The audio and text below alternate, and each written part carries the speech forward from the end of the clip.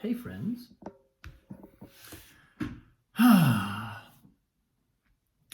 back in my home, blank backdrop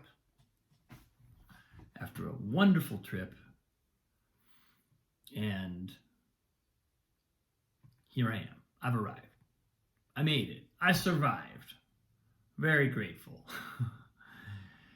Man, it was quite a few days. And if you've been following these posts, I kind of like always I'm ever surprised by how little changes in context flip a switch and all of a sudden a whole new kind of insight comes through. I know this about myself. I'm such a creature of habit, and especially as someone who's kind of, I would say, in some ways, my primary enthusiasms in life revolve around practices of various kinds, whether it's qigong practice or meditation practice or piano practice or writing practice, creative practices.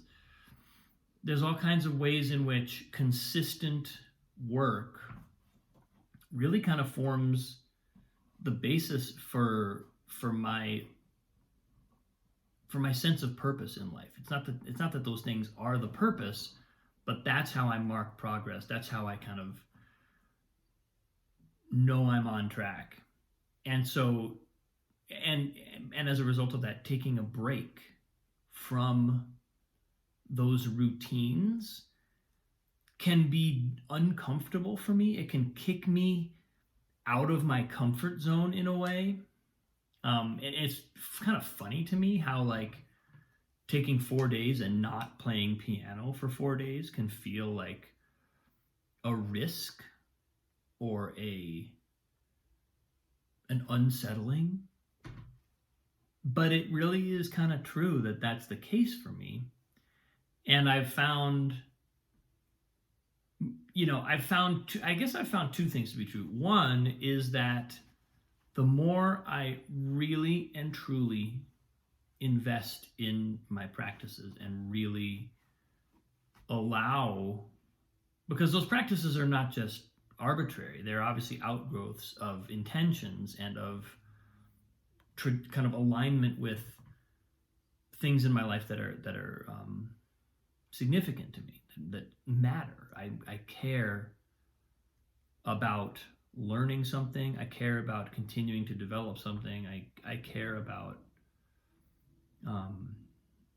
or in the case of like a meditation practice, qigong practice, I've observed there's a certain kind of work happening there, a certain kind of texture to the work that just feels, repeated experience has taught me that it's incredibly valuable. It's always valuable when I anytime I invest in my practice, it's valuable. The other side of that is occasional sojourns outside of that, or occasional moments when it just makes it sort of impossible for me to follow my regular routine, are healthy in a different way. They're like remembering that my practice and my paths, even if it's multiple paths, my kind of like ways in which I invest my energy in a very controlled way, that those are on some level they're choices. They're choices that I don't feel like I'm necessarily, sometimes I'm very conscious of making that choice every day, but sometimes I'm not conscious of making that choice every day. Sometimes I'm just in my habit of doing a practice, which is a good habit. It's not a habit. It's a habit that I consider positive. It's not one that needs fixing, but it's still a habit. And so when I change it, there's a kind of discomfort that comes in, or a sort of like having to let go of a known level of self-soothing that takes place when I do my practice and it fulfills a certain like thing in my life. All this is to say that one of the things that it kind of showed up yesterday as I was leaving Providence and we were getting on the road, and then spent most of the day in airports. But something was showing up about the nature of risk and risk taking as kind of the foundation, or I don't know if it's the foundation, but it's the catalyst for growth. And it's something that, again, kind of in the context of my very practice-based and very, to the extent that I can keep it that way, regular engagement with the things that are most important to me,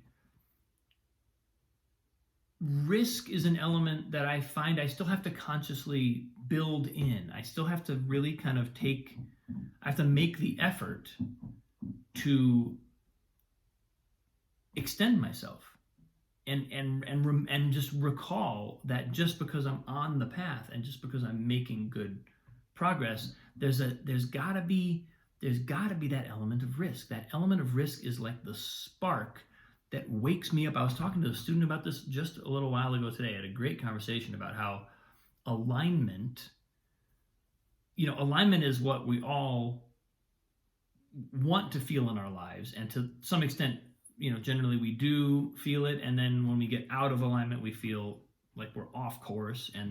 But that feeling of alignment is like, when I'm in alignment, it's like I know beyond a shadow of a doubt that anything is possible. Everything that I could possibly desire, everything that I could possibly imagine, everything is possible, because it's like I am in my cosmic groove and I'm flowing from my own deepest source.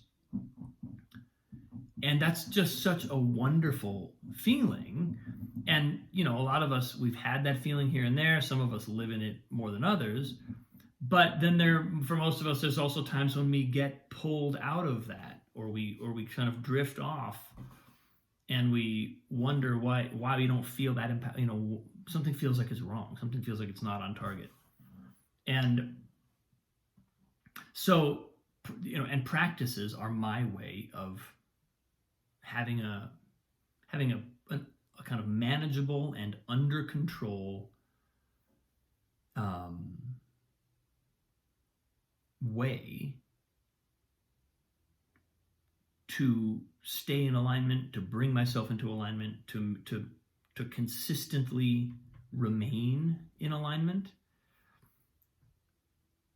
But risk is where that alignment meets the unknown, meets the world, the infinite possibilities of the world, and meets the possibility of expansion beyond what I currently imagine alignment looks like for me.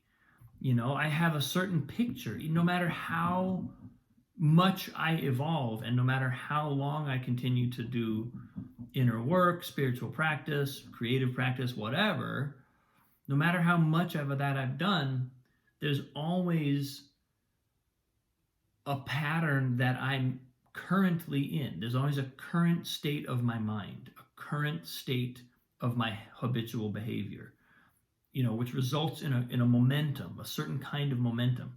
It can be very positive momentum, can be not so positive momentum, but assuming that I'm kind of by and large keeping myself in alignment, I will gain a certain kind of momentum, and I'll start to move, and I'll be traveling. But risk is like inviting the unknown to inform us of what we might not yet be able to see. Risk is that element that can send a spark or a firework into our awareness and just blow our mind a little bit with what's possible. And so I think, and it's something that certainly for me, again, as someone who loves to have my constellation of practices and to be really regular about them, and someone who really marks progress in that way, the reminder that risk, and I'm not even sure why this came up over the weekend. It's not like this was a particularly daredevil time, but I think it was just, I mean, there was some risk involved in the sense of, like, which I talked about on my post, leaving Annalise for several days and being so far away. That felt like a risk, but it's kind of a little bit different domain than I'm talking about here. I'm talking more about the kinds of risks that would provoke me creatively and that would draw me outside my comfort zone artistically or just personally.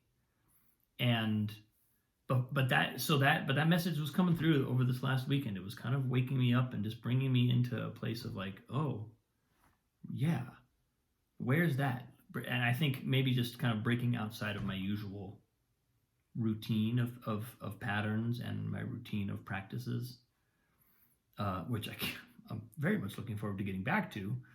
But getting outside that has been really helpful. It's really been a kind of,